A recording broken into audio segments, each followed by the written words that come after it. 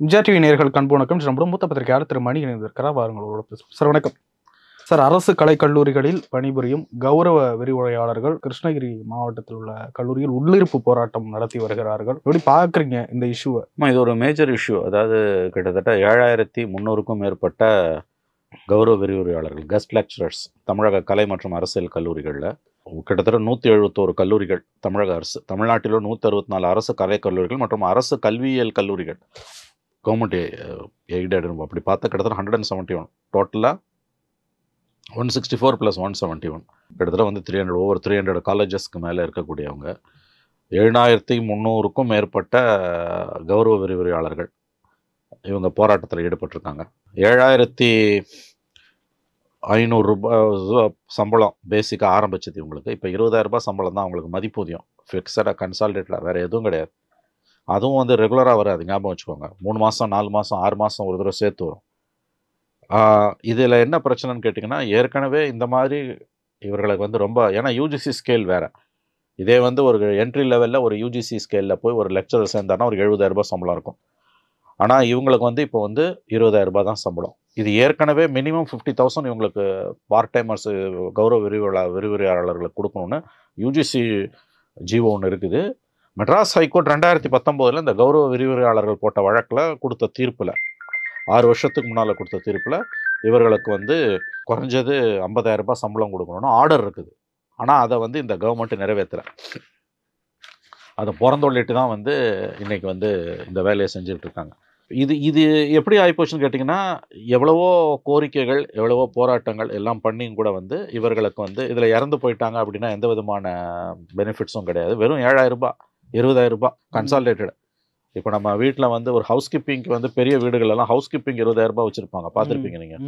25,000 ரூபாய்க்கு ஹவுஸ் கீப்பிங்க்கு வேலை செய்யக்கூடிய ஆளுங்கள்லாம் இருக்காங்க. அவர்களுக்கு இணையான லெவலில் தான் பிஹெச்டி முடித்த இந்த ஸ்காலர்ஸை இந்த அரசு, தமிழக அரசு வைத்திருக்கிறது.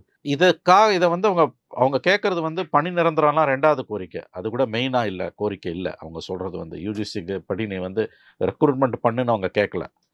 கேட்குறாங்கன்னா அது பிரதான கோரிக்கை இல்லை. அவர்களுடைய கோரிக்கை என்பது கவர்மெண்ட் ஜிஓ சட்டப்படி தான் வாழணும். ஹைகோர்ட் ஆர்டர் பண்ணது 50,000 ரூபாய் சம்பளம் கொடுன்னு.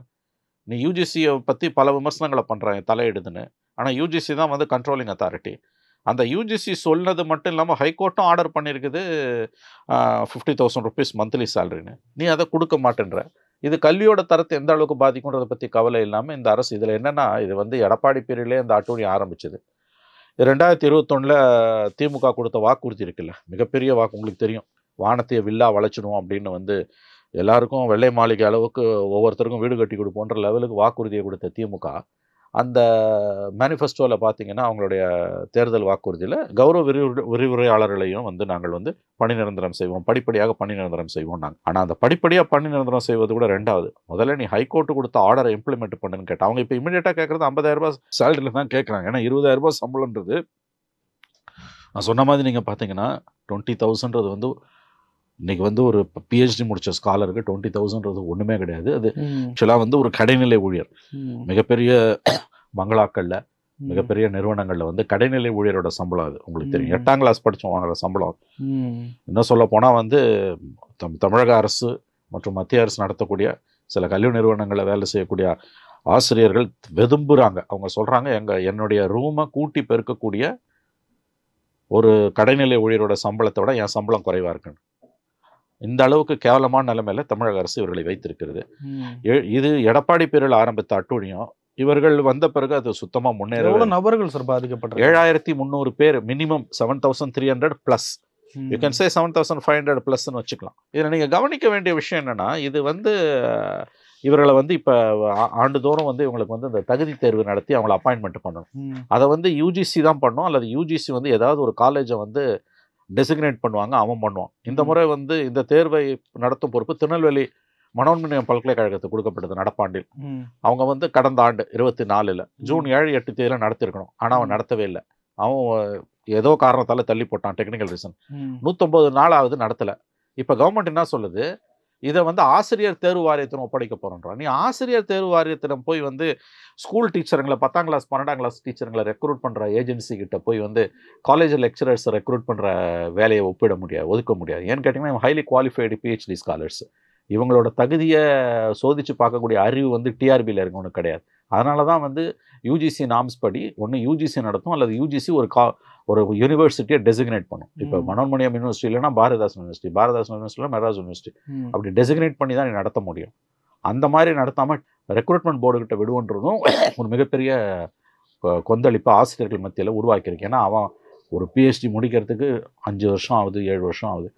முறையாக பிஹெச்டி ஃபுல் டைம் பண்ணணும்னா 4 to 6 இயர்ஸ் ஆகும். அந்த மாதிரி அவ்வளோ கஷ்டப்பட்டு வரவங்க அவங்களோட அறிவை சோதிக்கிற திறன் அந்த ரெக்ரூட்மெண்ட் ஏஜென்சிக்கு இருக்கணும்.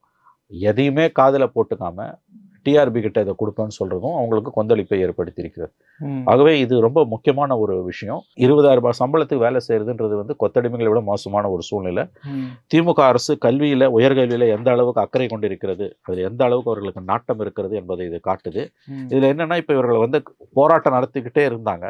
இப்போ போராடுறவங்களை மிரட்டுற லெவலுக்கு தமிழக அரசு வந்து அந்தந்த கல்லூரிகள்லையும் வந்து மெமோஸ் இஷ்யூ பண்ணுறது. சில கல்லூரிகளுக்கு வந்து உயர்கல்வித்துறை செயலாளரை வந்து போராட்டத்தில் ஈடுபடக்கூடியவர்களுக்கு வந்து மெமோ இஷ்யூ பண்ணியிருக்காங்க. உடனடியாக நீங்கள் போராட்டத்தை கைவிட்டுட்டு இல்லை கவர்மெண்ட் செஞ்சு தரோம் அப்படின்னு ரியாக்ட் பண்ணி எதுவுமே பேச மாட்டேன்றான், பேசவும் மாட்டேன்றான். ஒழுங்காக செஞ்சு தரோம் அதெல்லாம் எதுவும் கிடையாது. ஒழுங்காக வேலை வந்து பார். அதாவது கொத்தடிமைகளை விட மோசமாக கௌரவ விரிவுரையாளர்கள் நடத்தப்படுகிறார்கள் என்பதுதான் உண்மை. ஏன்னா நீ எல்லாரும் கேட்கறது ஒன்று தான்யா, நீ உங்கள் மேனிஃபெஸ்டோவில் சொன்னீங்கல்ல, அதை நிறைவேற்றுங்கன்றோம். அதை நிறைவேற்றாமல் நீங்கள் மேனிஃபெஸ்டோவை நிறைவேற்றாமல் வெளியில் போகும்போது, ஏன்னா வானத்தையே வில்லா வளைக்கிறோன்னு சொல்லி தான் நீங்கள் மேனிஃபெஸ்டோவை கொண்டு வந்தீங்க. இல்லை, இது திமுக தேர்தல் வாக்குறுதியில் இருக்கு. ஆமாம் இருக்குது. திமுக தேர்தல் வாக்குறுதியில் கௌரவ விரிவுரையாளர்களை வந்து படிப்படியாக பணி நிரந்தரம் செய்வோம்னு சொல்லியிருக்காங்க. படிப்படியான இந்த 4.5 வருஷத்தில் எவ்வளோ பேரடா பண்ணாங்கன்னா அந்த தேர்வையே நடத்தலை. 19 எடப்பாடி பீரியடில் தேர்தல் நடந்து இந்த 4 வருஷம் அந்த தேர்வு வருஷம் நடத்தணும்ல. அந்த ரெக்ரூட்மெண்ட்டுக்கான யூஜிசி கிராண்ட், யூஜிசியோட அந்த செலெக்ஷன் ப்ராசஸ் இருக்கு இல்லையா, அதுவே சுத்தமாக நடக்கல. 2018க்கு பிறகு ப்ராசஸே இல்லை. இதில் 2019 வந்து அவன் மினிமம் 50,000 ரூபாய் சம்பளம் கொடுக்கணும்னா 6 வருஷம் ஆகுது, அதை இம்ப்ளிமெண்ட்டே பண்ணலை. 20,000 ரூபாய் சம்பளத்து இதில் 20,000ன்றது வந்து இன்னும் சில எய்டட் காலேஜ்லாம் 10,000 ரூபாய் சம்பளத்துக்குலாம் வேலை செய்கிறாங்க. 10,000 ரூபாய் சம்பளத்துக்கு அல்லது 20,000 ரூபாய் சம்பளத்துக்கு வேலை செய்கிறவன் இதில் மாலை நேர கல்லூரிகளில் காலையில் வந்து ஜொமேட்டோவில், இதில் ஸ்விக்கியில், பெட்ரோல் பங்க்கில் பெட்ரோல் போடுறது, இந்த மாதிரியான வேலைகள் செஞ்சுட்டு பண்ணுறாங்க. ஸோ இது ரொம்ப, அதாவது கல்வியில் சிறந்த தமிழ்நாடுன்றோம். நம்ம உயர்கல்வியில் தமிழ்நாடு முன்னணியில் இருக்குன்னு பெருமைப்படுறோம். ஆனால் இது வந்து ஹையர் எஜுகேஷனை வந்து பெரிய அளவில் பாதிச்சிருக்கு. கிட்டத்தட்ட வந்து நம்முடைய கல்லூரிகளில் வந்து நீங்கள் பார்த்தீங்கன்னா இன்றைக்கி வந்து யூனிவர்சிட்டிஸ் அண்ட் காலேஜஸ், அரசு கல்லூரிகள், அரசு பல்கலைக்கழகங்களில் கிட்டத்தட்ட வந்து 60% வந்து பார்ட் டைமர்ஸால் தான் ரன் பண்ணுறாங்க. 40% தான் வந்து யூஜிசி ஸ்கேலில் இருக்கவங்க. நல்லா கவனிங்க, அரசு கல்லூரிகள் மற்றும் அரசு உதவி பெறும் கல்லூரிகள், எஸ்பெஷலி அரசு கல்லூரிகள் அண்ட் அரசு பல்கலைக்கழகங்களில், ஸ்டேட் யூனிவர்சிட்டிஸ், மெட்ராஸ் யூனிவர்சிட்டி, அண்ணா யூனிவர்சிட்டி, அந்த மாதிரி இடங்கள் 60% வந்து கௌரவ விரிவுரையாளர்கள், 40% தான், 40% தான் ஃபுல் டைம்ஸ்க்கு ஸ்டாஃப். உங்களுக்கு ஒன்று தெரியும், காசுக்கேற்ற தோசை தான். நீங்கள் என்ன பண்ணிக்கினாலும் காசுக்கேற்ற தோசை தான். அப்போ காசுக்கேற்ற தோசைன்னும் பொழுது வந்து இது எங்கே வந்து நிற்கும்? இது எதை பாதிக்கும்? கடைசியாக இது கல்வியை பாதிக்கும். அப்போ தமிழ்நாடு வந்து மிகச்சிறந்த கல்வியில் சிறந்த தமிழ்நாடு என்பது காலப்போக்கில் காணாமல் போகும். இல்லை, நீங்கள் சொல்கிறதுல எனக்கு இன்னொன்று விசித்திரமாக இருக்குது. இது ஆசிரியர் தேர்வு வாரியம் எப்படி நடத்த முடியும்? அதைத்தான் ஃபஸ்ட்டு பல்கலைக்கழக மானிய குழு அதுக்கு அப்ரூவல் கொடுக்க மாட்டான். நல்ல கேள்வி இது. ஒருவேளை இவன் நடத்தினான்னா, கோர்ட்டுக்கு யாராவது போனாங்கன்னா யூஜிசிக்கு தான் மெயின் ரோலு. இந்த அப்பாயின்மெண்ட் ப்ராசஸே அவன் செல்லாதுன்றோம். அப்போ எந்த நம்பிக்கையில் அவங்க இப்படி கொடுத்துருக்காங்க? இது துட்டு தான்.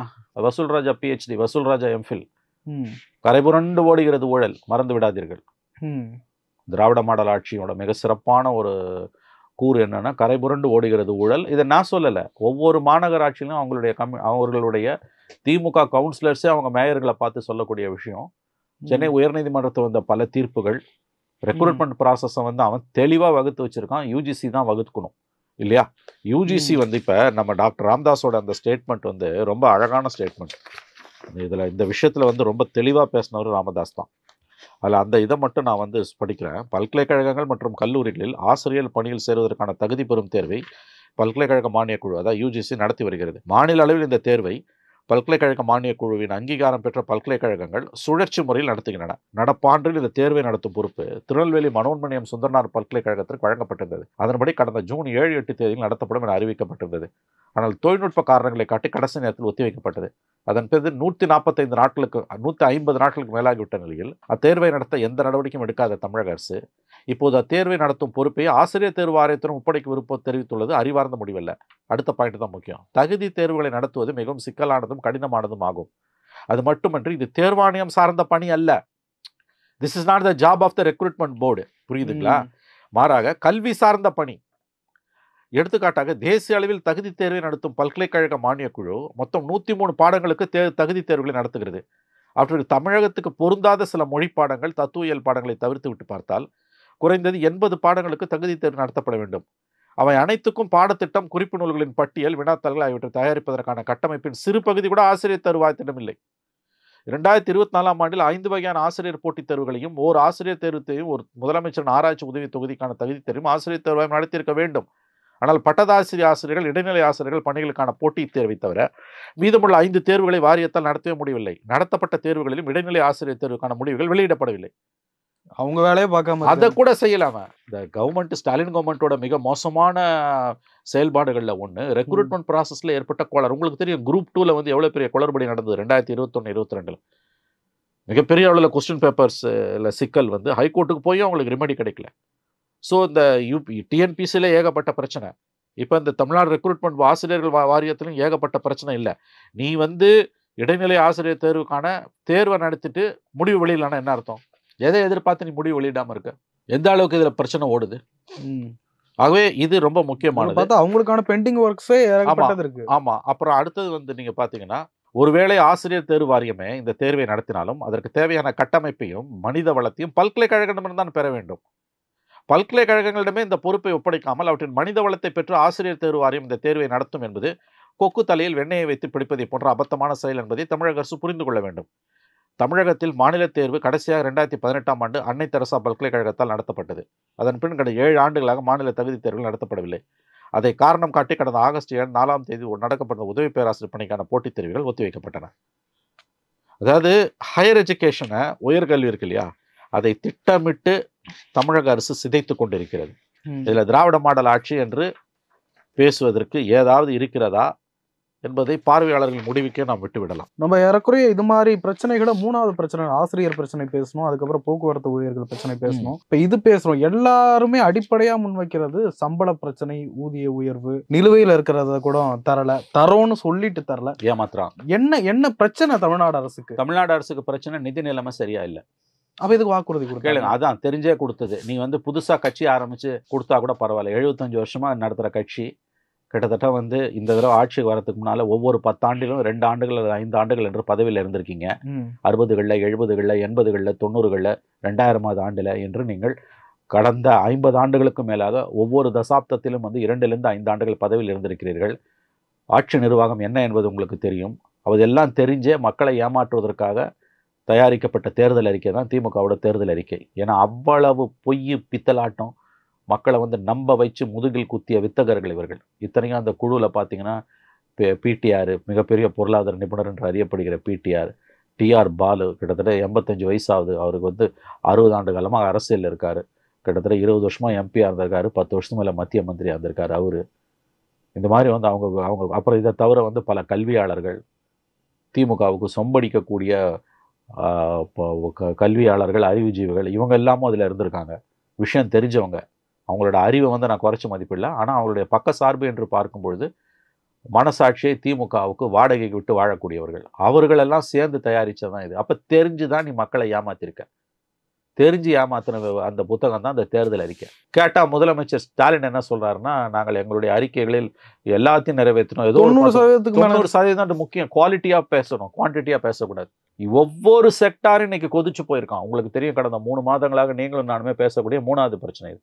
அரசு ஊழியர்கள் என்ன சொல்றாங்க? 12 லட்சம் அரசு ஊழியர்கள் பணியில் இருக்கக்கூடியவர்கள் எதிர்க்கட்சி தலைவர் பதவி பரிசாக கொடுக்க தயாராக இருக்கிறோம்ன்றாங்க முதலமைச்சர்கள். ஏன்னா அரசு ஊழியர்களை நம்ப வைத்து கழுத்தறுத்தார்கள். எடப்பாடி பீரியடில் அவர்கள் போராடும் பொழுது மருத்துவமனையில் அனுமதிக்கப்பட்டால் அவர்களை நேரில் சந்தித்த அன்றைய எதிர்க்கட்சி தலைவர், எதற்காக போராடுகிறீர்கள், உடல்நிலையை வருத்திக் கொள்ளாதீர்கள், உடனடியாக போராட்டத்தை வாபஸ் வாங்குங்கள், அடுத்த கழக அரசு தான் அமைந்த உடனே உங்கள் பிரச்சனைகள் எல்லாம் தீர்க்கப்படுனர். 4 வருஷமாக அவங்களுக்கு அப்பாயின்மெண்ட்டே கொடுக்கல. இதே தான் ஆசிரியர்கள், கல்லூரி ஆசிரியர்கள், இதே தான் மின்வார ஊழியர்கள், இதே தான் போக்குவரத்து தொழிலாளர்கள், இதே தான் சுகாதார பணியாளர்கள். போக்குவரத்து தொழிலாளி கழுத்தில் இதை போட்டுக்கிட்டு பிச்சை எடுக்கிறான். எதை? திருவோடையாந்திரம். வெளிப்படையாக பணியில் இருக்கக்கூடிய போக்குவரத்து தொழிலாளி திருநெல்வேலியில் பிச்சை எடுக்கும் போராட்டம் தெருவா போன வாரம். ஏன்னா அவனுக்கு கொடுக்க வேண்டிய பணத்தை இல்லை. ரொம்ப கொடுமைங்க இது. என்னன்னு கேட்டிங்கன்னா, இதை விட ஒரு இதை விட ஒரு மனசாட்சி இல்லாத அரசை நீங்கள் பார்க்கவே முடியாது. அவங்ககிட்ட பிடிச்ச பணத்தை அவன் கொடுக்கலங்க. எல்லாரும் ஊதிய உயர்வுக்கு போராடுவாங்க. இது அவனுக்கு பிடிச்ச பணம் இருக்குல்ல, அதை கொடுக்கல. இதை நீ தனியார் துறையில் பண்ணால் ஜெயிலுக்கு போவ. தனியார் துறையில் பிஎஃப்ஐயோ கிராஜுவேட்டியோ பிடிச்சிட்டு நீ கொடுக்கலன்னா ஜெயிலுக்கு போவ. அரசு துறையில் யாரை ஜெயிலுக்கு போடுறது?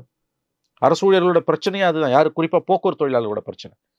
அவன் பணத்தை அவன் கேட்குறான். புரியுதா நான் சொல்கிறது? அதை கொடுக்கல, அவன் பிச்சை எடுக்கிறான். அவர்களுக்கு சொன்ன ரொம்ப முக்கியமான ஒரு பாயிண்ட் நம்ம ஏற்கனவே எங்கே பதிவு பண்ணியிருக்கோம். போக்குவரத்து கழகங்கள் வேறு, அரசு வேறு. போக்குவரத்து கழகங்கள் என்பது முழுக்க முழுக்க அரசுன்னு சொல்ல முடியாது. அரசு சார்ந்த நிறுவனங்கள் அப்படின்னு நம்ம புரிஞ்சுக்கலாம். அதை பரவலான புரிதல். அவங்க ஒரு பாயிண்ட் சொல்கிறாங்க, போக்குவரத்து கழக ஊழியர்கள். அதுதான் வந்து தமிழ்நாட்டில் எல்லாரும் சிவில் சமூகம் ரொம்ப உன்னிப்பாக அனைத்து துறையிலையும் சார்ந்தவர்கள் கவனிக்க வேண்டிய விஷயம். அவங்க சொல்கிறாங்க, நாங்கள் இவ்வளோ நாளாக போராடுறோம். ஜெயலலிதா பீரியட்லேருந்து இந்த கொடுமை நடக்குது. உண்மை. இந்த கவர்மெண்ட்ல எல்லாம், அந்த கவர்மெண்ட்டில் ஆரம்பிச்சது, இந்த கவர்மெண்ட்டில் தொடருது. இன்னைக்கு எங்களுக்கு வந்து சேர வேண்டிய பணத்தை எங்களுக்கு பிடித்தம் செய்த எங்களுடைய பணத்தை ஓய்வூதிய தினத்தன்று எங்களுக்கு கொடுக்காமல் தெருவில் அலைய விடுகிறார்கள். கிட்டத்தட்ட வந்து 100க்கும் மேற்பட்டவர்கள் அந்த பணிக்கொடை மற்றும் பிஎஃப் கிடைக்காம செத்தே போயிருக்கான். ஒரு சின்ன நிறுவனத்தில் கூட ஓய்வூதியம் ரிட்டையர் ஆகும்போது கண்ணியமாக அனுப்பி வைப்பான். எதுவுமே கிடையாது. வெறும் கையோட வேலையை விட்டு போகிறான் 5 மணிக்கு, ராத்திரி சாயங்காலம் 6 மணிக்கு. இந்த நிலைமை அரசு ஊழியர்களுக்கு, ஸ்டேட் கவர்மெண்ட் எம்ப்ளாயீஸ்க்கு விரைவில் வரும். ஏன்னா தமிழக அரசின் நிதி நிலைமை மிக மோசமாக இருக்கிறதுன்னு அந்த ஊழியர் சங்கங்கள் திரும்ப திரும்ப போக்குவரத்து கழக ஊழியர்கள் பேசுகிறாங்க. நீங்களும் நானுமே இதை பல தடவை பேசியிருக்கோம். இன்றைக்கி நீங்கள் கேட்டீங்க, இந்த மாதிரி வந்து நம்ம 3வது தடவையாக பேசுகிறோம். என்ன தான் பிரச்சனைன்னு 2 பிரச்சனை. ஒன்று, அரசு கஜானா காலி.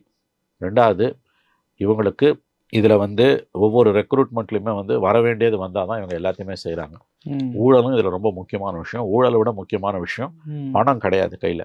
யூஜிசி சொன்னது வந்து ஹைகோர்ட் ஆர்டர் பண்ணது 50,000 ரூபாய் சம்பளம். ஓகே, நீ வந்து அவனை யூஜிசி ஸ்கேல் படி போட்டின்னா தாங்காது. 70,000ன்றது 2019 70,000 வாங்குறான்னா இன்றைக்கி 90,000க்கு வந்திருப்பான். கன்சாலிடேட்டடாக 50,000 சொல்கிறான். 50,000ன்றது அடுத்த அறிவிப்பு வரும் வரையில். 50,000 ரூபாய் கூட இல்லாமல் ஒரு லெக்சரர் எப்படிங்க வேலை செய்வான்? 20,000ன்றது துப்புரவு பணியாளரோட சம்பளங்க. 20,000 ருபீஸ். நான் சொல்கிறேன், உங்களுக்கு தெரியும். ஒரு பெரிய மாலில் அல்லது பெரிய பணக்காரன் வீட்டில், ஏன் இந்த அரசு ஊழியர்களே இந்த பல்கலைக்கழகங்களில் அந்த காலத்தில் வேலையில் சேர்ந்துருப்பான் 25 வருஷத்துக்கு முன்னால். அவன் சம்பளம் இன்றைக்கி 20,000 இருக்கும். சென்ட்ரல் பாலிடெக்னிக் இருக்கு இல்லையா, இங்கே அந்த சென்ட்ரல் பாலிடெக்னிக்கில் வேலை செய்யக்கூடிய துப்புரவு பணியாளரோட சம்பளம் 20,000.